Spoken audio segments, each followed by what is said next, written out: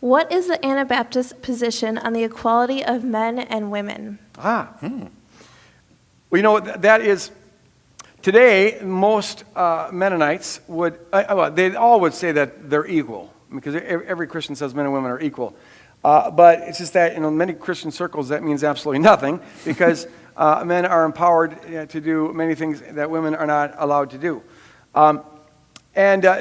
Most Mennonites today, at least like the Mennonite Church USA or the Brethren in Christ, which is the Meeting House Church, they would hold that, most would hold to what's called an egalitarian marriage, where the belief is that the best kind of marriages are where people lead by their gifting rather than their gender. So it's not that the man's got to be the head of the family and everything. It's rather, what are you good at? And most would hold that women can go into any ministry that they're gifted in. So ministry is also gift-based, not gender-based. Having said that, most Anabaptists throughout history have not held that. Most throughout history, up until fairly recently, have held that to a patriarchal model of the family, where the man's the head, and to a male-dominated ministry where women don't have the same authority as a man to be like senior pastor and things of that sort. So things are changing, as is true in the broader world, but it wasn't always that way. Yeah.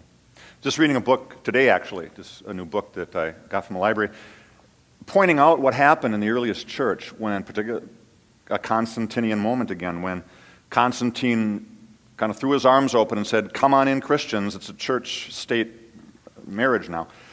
And that in that point in time, the common Roman understanding of the two genders was dominantly that males were the model and that females were just kind of lesser, inferior males or whatever.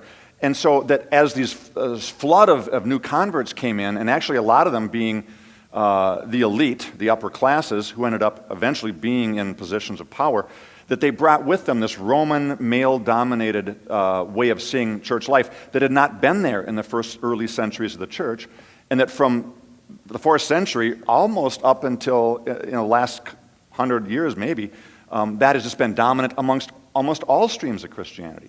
We let a largely foreign Roman model of male domination usurp the early church's vision of in Christ no male or female, Jew or slave, and are thankfully recovering what Paul and others were trying to say centuries ago now. Yeah, what's really crazy is that, this is neither here nor there, but if you look at the registers of ministers for a number of denominations in the late 1800s and the early 1900s, you'll find many of them had up to like 20% women pastors.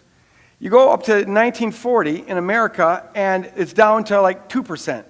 For some odd reason, and there's various theories as to why this happened, we backpedaled enormously. Like the Pentecostals were classic in this. They had women preachers from the start, but then it slipped back into a male-dominated thing.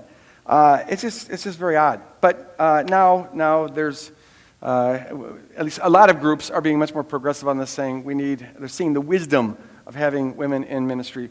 I should also say, though, that there's a number of Mennonites, like the Beachy Mennonites, and others who are strongly conservative, who haven't, so far as I can see, moved past the 16th century very much. So you got to be careful when you say Mennonites. It's quite a broad spectrum of things.